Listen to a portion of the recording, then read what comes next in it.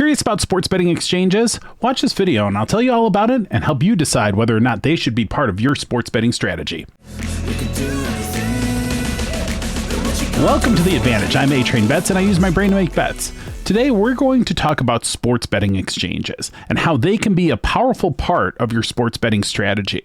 Now, many of you are going to be familiar with the concept of an exchange because you've bought or sold stock or maybe some other financial instruments that are traded on an exchange. Sports betting exchanges work very similar to this, but there's some interesting differences that you should know before you start doing a significant amount of your sports betting on exchanges.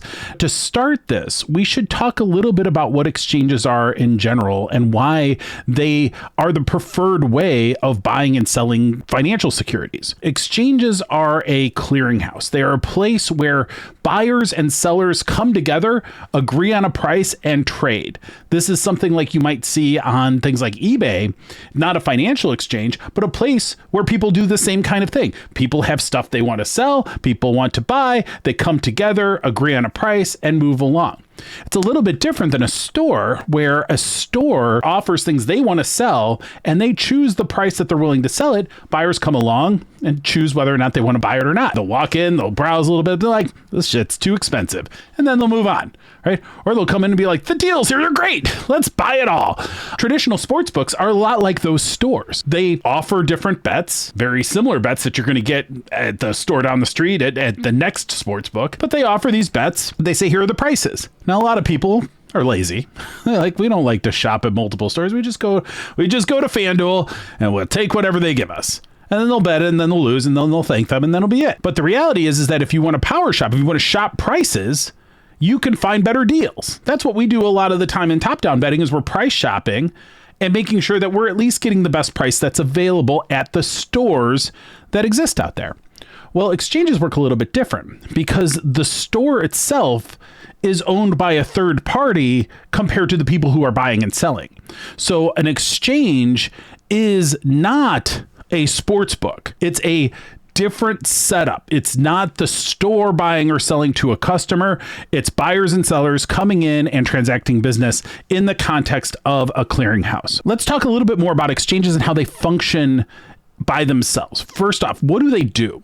So how do they decide on a price? Let's talk about that. What you have is what are called liquidity or market depth. What you have are various people willing to sell, willing to take the counterparty and say, here are the prices and the amount I'm willing to do this at. Everybody kind of submits their thing. And then the market itself says, okay, where's the best price? Who's offering the best price and for how much? Because if a buyer comes along and says, hey, I want the best price, how much can I get? That's what you're going to see is the best price for however much is offered, and it's going to kind of work its way out. That's the market depth. It extends out because there's more people that are willing to sell at higher prices. Makes sense, right? Get more, there's more people willing to sell, more willing to take that action in the betting context versus a lower price where maybe nobody wants that side of a bet or of a security or instrument or whatever. It's all the same stuff. Basically, a bet is just a financial instrument. It always has been. An exchange, first thing, price discovery. So the way you get to a price is the only people willing to sell it are selling it at such a high price nobody's willing to buy it. Nobody's going to buy it. You're not going to have it. So maybe they're like, well, maybe we should lower the price a little bit if we want to sell some. And so that's how this price discovery allows it to happen. It's actually quite interesting because in the context of sports books, price discovery happens early once the game's first offered. They usually have very low limits for everybody, not just Train, but for everybody, they have low limits, and then they figure out what are people really into one side of this or another, and they use that pricing to kind of discover. Well, it's pretty inefficient that way because you have one book trying to do that, you have other books trying to do that, you have some books all just looking at Pinnacle to see what Pinnacle does. But really, in an exchange, it's much more nimble, it's much faster because you could just say, okay, well, I'm willing to take a shot at this. We'll learn from that. Okay. Oh, this one side of the bet's getting all the action. We can adjust very quickly. And it becomes this true clearinghouse of all this information. And what's beautiful about that is that the efficiency in price discovery leads to what is called market liquidity. Liquidity is how easy is it to buy or sell. Well, in an exchange, you can always buy or sell pretty much if there's enough people willing to offer fair prices as what are called market makers. We'll talk about the different actors in an exchange in a moment. But the key is market liquidity comes from, hey, there's a bunch of people who would be willing to buy or sell at the right price. That leads you to getting to a right price very quickly. This is going to come back with how we use exchanges as sharp sports bettors, because that efficiency in getting to realistic prices, because each individual actor is doing that calculation themselves, that is something that really helps orient to a price quickly. This is how the stock exchanges work. A stock, you watch stock prices, right? They go up, they go down. They're always just crazy, but it's because they're constantly being reevaluated with all the available information. You can start to study things like efficient markets. Efficient market hypothesis is what we base top-down betting on. If you don't understand what I'm talking about here, go watch some of my other videos around positive EV betting or top-down betting, because the efficient market hypothesis says that the markets collectively are going to know more than you. And that's more true when there's plenty of buyers and sellers and they're able to interact with as little friction as possible. Exchanges are perfect for that. Now, there's problems in today's sports betting exchange. So don't get the idea that, oh, I watched 2 minutes of this video, now all of a sudden I'm an expert exchange. It's hairier than that. We'll get to that in a minute. But the one really important piece here is that an exchange isn't doing the buying and selling. They're facilitating the buying and selling. Now, in some cases, and this is certainly true in sports betting, the exchange will also participate in the markets because they're trying to get things going. That's led to some interesting things. We're going to talk about that in a moment too, because typically an exchange is focused on providing the functionality to let buyers and sellers transact. Because sports betting exchanges are in their relative infancy compared to the stock exchanges that have existed for well over 100 years, the sports betting exchanges are much less liquid because they don't have as many buyers and sellers yet, right? So keep in mind, the exchange itself is a facilitator. It carries no risk, which means it doesn't care if there's sharp bettors or sharp market makers, offerers of those securities. It's great that way because it lets people actually have a fair interaction, as opposed to a community of sports books, all of whom want to make sure they have the best out of every transaction. And that system, the existing sportsbook system, is fundamentally broken for that reason. Okay, let's talk more about exchanges. Actors in an exchange. There's kind of a few key actors that we've touched on in an exchange.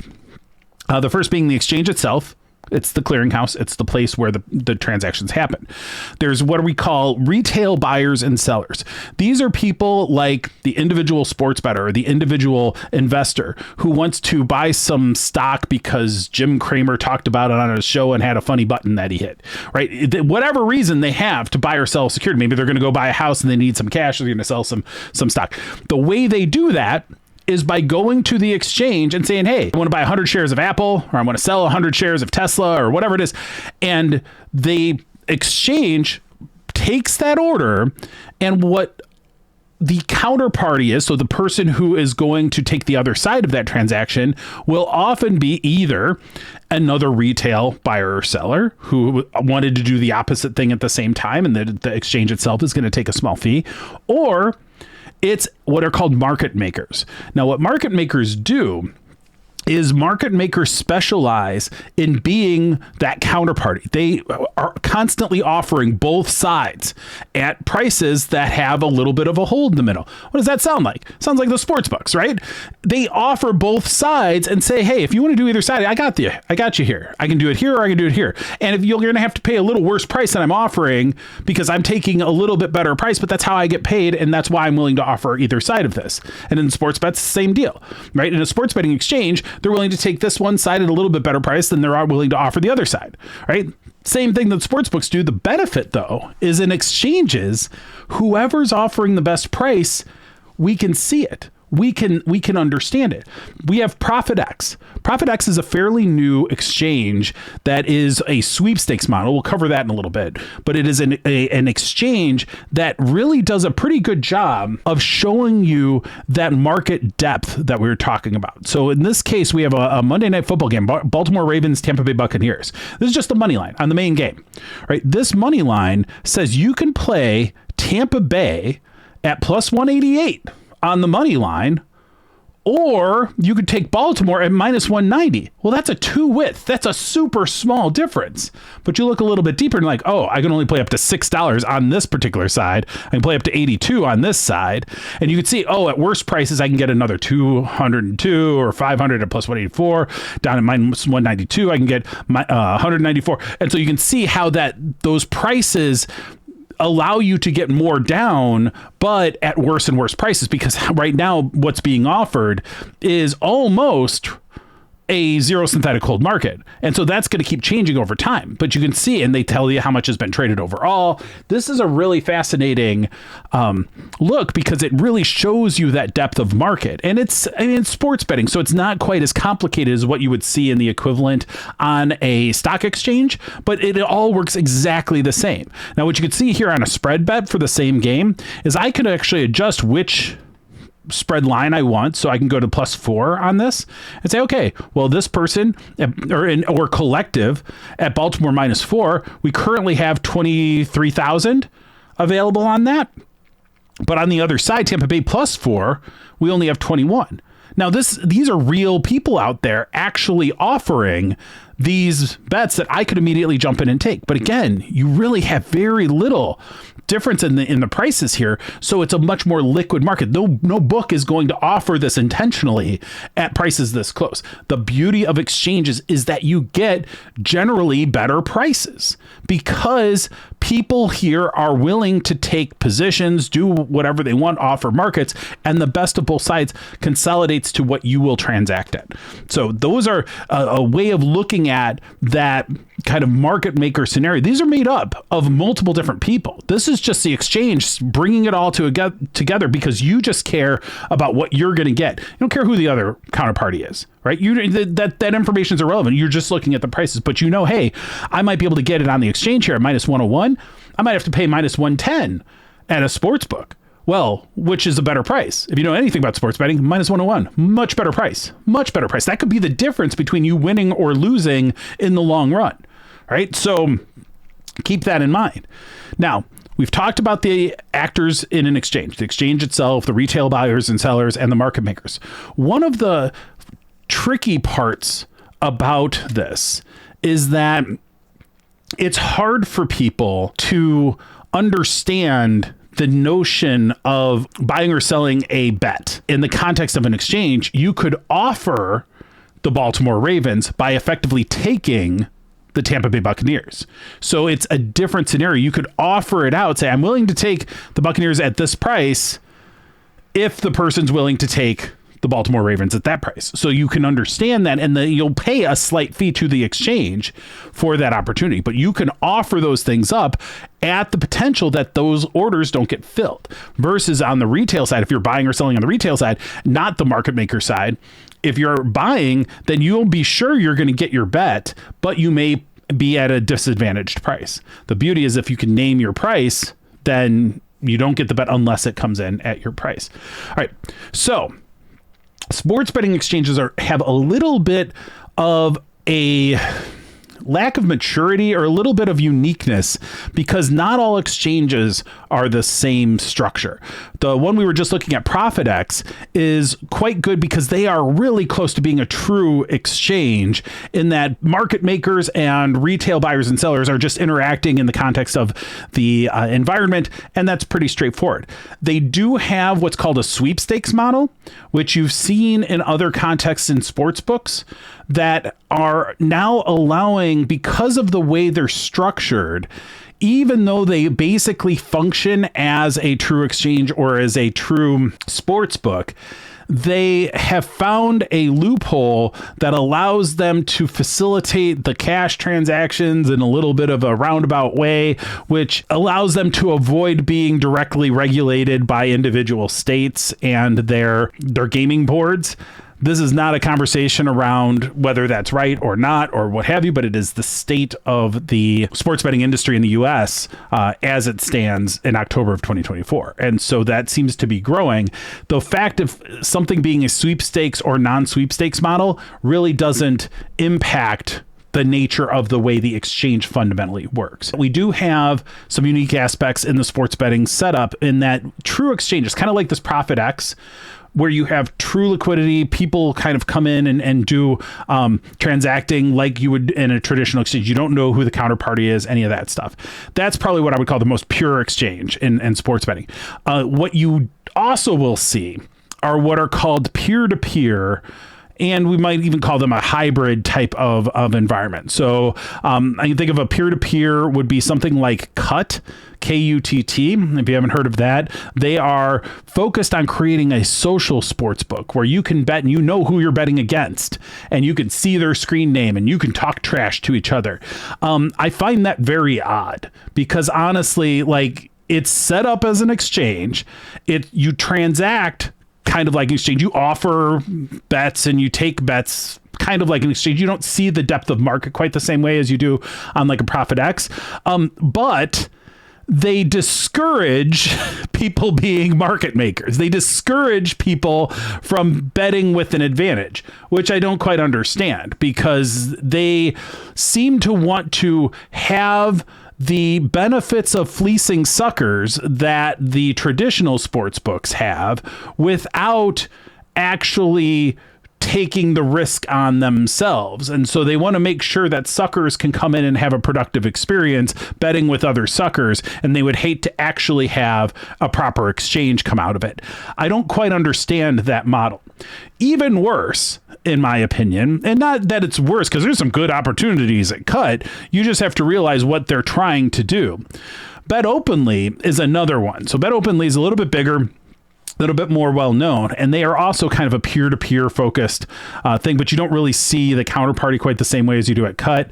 And they also decided, you know what's better than facilitating peer-to-peer? Being a sports book. And so they also do the direct betting some of the time, and their website is very difficult to understand what's happening a lot of the time. So you don't always seem to know whether or not you're betting against the house or you're betting against another person. You can very rarely find what you're looking for there too. So again, it's because they don't really understand their business, which I would think would be a problem, except for the fact that I've done consulting for many years and seen really household name businesses that don't really understand their own business. So I won't blame either of these small upstart sportsbook-esque companies for not really understanding what game they're playing. But I will say that it's incumbent on the bettor themselves to understand and investigate how the sports book / exchange / peer-to-peer / sweepstakes thing is actually set up, because each one can be different. And one of the things that you'll see, and I'll show you another example of another exchange. Now this one we'll show on the phone. This is a fairly new book called Novig.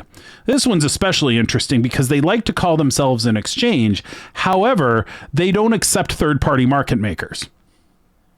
That's kind of the definition of an exchange. So I don't really understand why they think they're an exchange, but I think it's because they seem to have lower hold a lot of the time. However, it is not no VIG. There is VIG. There is hold that they have. So again, 2 strikes to start this whole thing. So a little bit concerning, but let's go in. So New York Knicks basketball season's underway or starting up, and in this case, what you can see is you can get the Knicks at +5 for +5.5 at -109. Well, you can do that, but if you wanted to put in a $100 bet, watch what happens. So if I put in $100, it immediately changes to -110 because I would consume all of the available fund, the $27.30 that are available at -109, and then some more. So they would place it at either minus 110 or a weighted mix of whatever it was. Very difficult to know what's going on sometimes, because a lot of times they'll have 1 cent sitting out there and it'll trick you, because if you're moving quickly or you don't quite catch how this interface works, they will place it all at a much higher rate. I've seen it, you could see the minus 109 for 1 cent, and then it would jump up to minus 115. You'd be like, I don't want it at 115. And so they make it too easy, in my opinion. They make it too easy to buy things you don't intend to buy, because they don't have as clear a sense of the liquidity and all of that. So again, totally different interface from what we saw over at ProfitX, but this is the kind of scenario where if you're looking at it or you're trying to bet, it can be confusing. Therein gets us to one of the challenges. So there's some challenges in addition to some of just the growing pains of these books and pseudo exchanges and peer-to-peer and all this stuff, not quite understanding what they're trying to do or doing things that are not quite logical. There are some challenges to exchanges that some of these books are trying to find creative answers to. One of the biggest ones for exchanges, one of the biggest challenges is that you need enough buyers and sellers. You need enough buyers and sellers on the platform. This is the same problem that eBay had and other auction sites. It's like unless you have enough people trying to buy and trying to sell, you're not going to have good price discovery. You're not going to have good action for buyers. You're not going to get the retail buyers. You're not going to get enough transaction activity. You're going to go under. So they have to find ways to encourage people to do this. The second thing is that for an exchange to be healthy, market makers must be allowed to profit, but must not be allowed to unfairly exploit. Because the problem with exchanges too is that if you have professional market makers, and this is true in the financial industry as well, if you have market makers who are doing this professionally, all this price discovery, all these offering close, they're doing this in real stock exchanges, they're doing this algorithmically, and multiple times a second, they're changing their prices and their orders or whatever. And so to get something, like, you would never do it manually. You have to fill these orders via a computer. There's no way you could go in and choose what thing. It doesn't work that way. We still have that in sports betting because there's this manual component a lot of the time. But that's where some of the exchanges are starting to enable API access so you can do these things programmatically. This is the same thing that I've done for portfolio managers in stock exchanges. I've created the interaction mechanism with the exchange on behalf of those portfolio managers who could then decide what they wanted to transact. This is where the sports betting world will go as exchanges become more prevalent. So one of the challenges, you need enough buyers and sellers. The market maker side, you should be able to profit, but not exploit. So the exploiting is the problem, because as things are getting going, those professional market makers have all the information, they have all the technology, they have all the speed to move, and they can absolutely come in and move faster than a retail buyer could. If these exchanges continue to operate in a place that's totally unregulated, you're going to have problems, because the Securities and Exchange Commission is what oversees the stock exchanges and how those market makers interact. There's actually several regulatory bodies, and the SEC is one of them. But that's where we don't have really the equivalent of this, especially if this exchange world continues to be riding on sweepstakes models, which are trying to operate outside of that any regulatory control. As the bettor, be aware of it. Don't be too worried about it. We'll see how this evolves in the industry. Next, the nature of bets as tradable instruments is confusing. So I mentioned this already, where people don't really get their head around offering to take a bet versus making a bet, right? Being the side that is traditionally the sports book saying, hey, I'll be the bookmaker. You tell me, do you want this bet at this price? I'm willing to take the other side of it. So that is something that I think a lot of people who are not as familiar with this are going to struggle with. The other thing is that you're not going to have casual market makers the way you have casual bettors, because market making means if you put something out there and then the market moves, you better be able to pull that thing down. You better be ready and have the right rules to pull that thing down, or otherwise you're going to end up filling your orders only when you have the worst of it. You'd be a terrible market maker, right? Like, that's the problem. You can't be a casual market maker. The real answer to that is to enable people to have very clear rules on how they offer bets and then take them down. But also, the more market makers you have, the more opportunity you have to make sure that that stuff stays in alignment. And then people who are casual can be on the buy side, can be the retail investors. And that's really what you're probably going to see evolve. But it is one more hindrance, because the vast majority of people out there right now are what we would call like the retail casual investor, casual sports bettor, who are not looking at this and realizing, oh my God, this is just a financial exchange, but it's like going back in time 30 or 40 years, which is how it looks like to me and a lot of the other sharp sports bettors that are out there, is that we're like, oh yeah, we've seen this before. This is like stock trading, right? So keep that in mind. That's something that we're going to have to keep an eye on. Now, the big question is, are exchanges the future of sports betting? Like, is this where we're heading? I'll be the first to say I would like them to be the future of sports betting. And the reason why is that I think today sports books have insane amounts of market power, and they're actively working to hold back the industry. They're trying to hold back people from becoming educated, sharp bettors who understand data and get a fair shake. The sports books would much rather just keep fleecing suckers and have the suckers thank them and have nobody learn anything and keep these insane margins that shouldn't exist. And that's where I have a lot of issues with the way sportsbooks currently operate. And I think that especially when they're banning and limiting decent bettors, not even like I might make money. I will probably make money sports betting, but I am not so sharp that you should be afraid to take more than $20 from me. That is not a thing. Like, I am a casual bettor that really builds a lot of data analytics software, right? And so if you're not taking reasonable bets from me, then you have gone too far, FanDuels and DraftKings of the world. You have gone too far in your greed that you shouldn't be continuing down this path, because you've created this beast where you win every time. That's not a game. That's a racket. You know, sports books operate like a racket, not like offering a game. A exchange-based world would allow us to have more fairness, because no one would have all of the power in the market the way the sports books do today. So the problem is, this will never happen. Sports betting exchanges will never become the primary way of people taking bets, even though this is exactly what inevitably happened in the financial world. This will not happen in sports betting unless the bettors get smarter. We need more education for sports bettors, because they need to understand the nature of these financial instruments that they are investing in. And they need to understand that it is a big difference between minus 101 and minus 120, right? You would never buy a car for $20,000 when you could buy it for 15. These sports books continue to fleece people because they really just don't know better. These sports bettors out there have done a truly atrocious job of learning their trade, learning their hobby. And we need to improve on that if we have any hope of fairness re-entering the equation. And so I think education of sports bettors is huge. Helping them understand where to play, why to play in some places versus others, why they get a better deal at one versus another, why these books are operating shady and these others are worth working with, right? We have to think about them. Now, the sports bettors doing that, it's going to take a long time. And a lot of people have no interest in learning anything. This is their hobby. They don't want to think. That's their problem, right? Fine.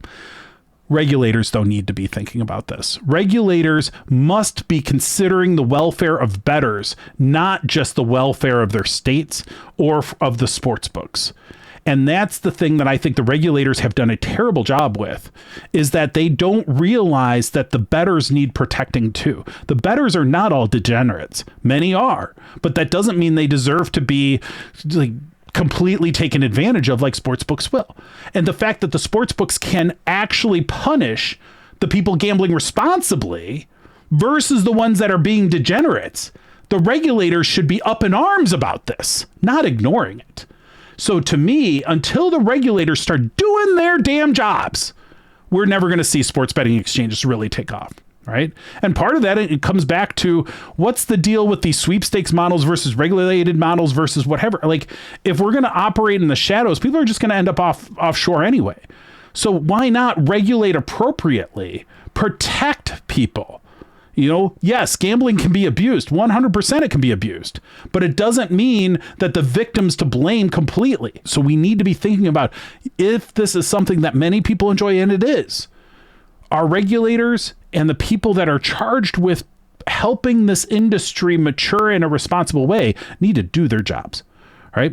So that's a big piece. The other thing is that sports books are kind of helping this happen. So one of the things is that the sports books are so greedy.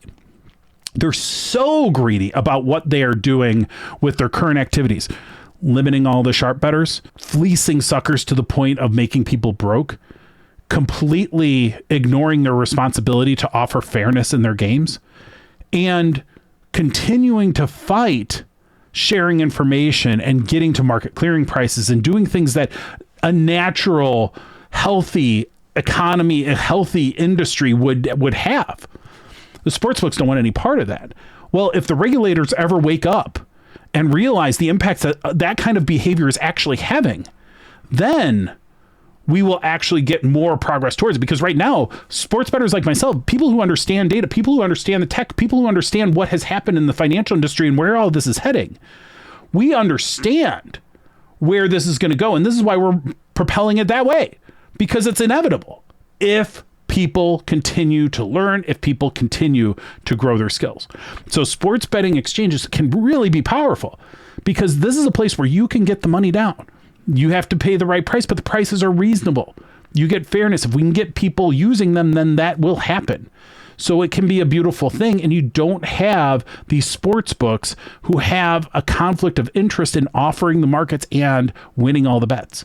And so we have this opportunity with sports betting exchanges to really change our relationship with sports betting, but the downsides, it's a little complicated, right? This has become a pretty lengthy A-Train University because there's a lot to, this is exchanges, this is financial exchanges. This is not simple stuff. And a lot of people will have never made it past the first 5 minutes because they don't want to understand. They don't want to think of sports betting as something that deep. They just want to bet their team and forget about their life. Fine, I get it. But it doesn't mean it's a good investment. And somebody needs to be out there helping people recognize what they're really doing, whether or not they want to acknowledge it. The biggest arguments I have to the things that I put out there in terms of videos and content is they're like, well, people don't care. Well, I'm like, they should. But ignorance is not an answer. Ignorance is ignorance, right? So you can choose to be ignorant, and maybe that makes you happy, but somebody needs to call that out. Somebody needs to be saying, hey, there's more to learn here and there's more opportunity here. But one of the beauties of sports betting, why it's a wonderful hobby, is that it is complex. It is challenging. It is changing. It is completely confusing a lot of the time. And it's different tomorrow. That's what makes it beautiful, is because it's hard. The reason we can win is that so many people are unwilling to learn. And so that's where, in the end, you can get your head around sports betting exchanges. It can be one more tool in that tool belt for you to be able to get the money down that you want to get down in the bets that you want to make. And as you can move beyond this very simple, analysis, you start with betting with your feelings, and that doesn't get you anywhere. Then you start to you discover top down. And you're like, ooh, this number is bigger. And then you have that be your strategy for a year. Then you realize there's a limit to that. You get limited. So the sports books just don't want any action like that. They don't want fair pricing at all. But then you realize there's an upside limit to that unless you can get more money down. Then you realize that the best bettors in the world aren't just doing top down. They are actually doing a much more broad-based data-driven approach where they can look at every angle and understand what should be truth here. Where are markets inefficient? Where do we get the best prices? How do we triangulate it all in a way that allows us to get an edge? And that's what makes the game really exciting, really beautiful, and really profitable. So that's something that I think if you are interested in this and you're interested in having the best software available to do it, check out A-Train Station, because that's where we commit every single day to trying to find those ability to see edges that no one else can. It is much more complicated than just this number is bigger. And that's something that we recognize, and that's something that we help you navigate. So with that, we've covered everything we wanted to talk about today. Sports betting exchanges, some of the various intricacies of it, some of these kind of middle ground things, along with some of the sweepstakes model stuff. And if you have things that you would like to see videos on in the future, please reach out and let me know. Put them in the comments, reach out to me. I'm always looking for ideas because I have all this information. So I don't sometimes know what the best topics would be. And so if you can point me in a direction, I'm happy to create the content if I can. So if you've stayed through this whole long video at A-Train University, congratulations. Hopefully you know a little bit more now than you started the video with. And with that, for now, this train is leaving the station. Until next time, save the units for the bros and do your betting like the pros. Thank you.